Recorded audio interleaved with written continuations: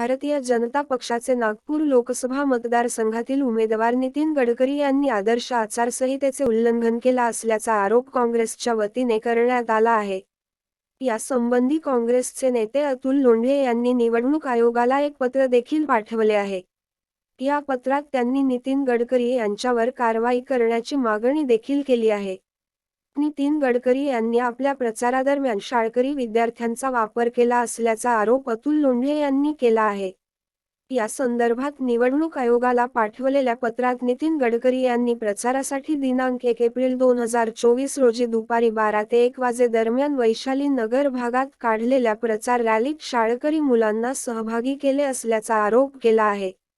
हे कायद्याचे उल्लंघन असून बाल कामगार प्रतिबंधक कायद्याचे देखील उल्लंघन आहे। तसेच हे आदर्श आचारसंहितेचे देखील उल्लंघन असल्याचा आरोप काँग्रेसच्या वतीने करण्यात आला आहे।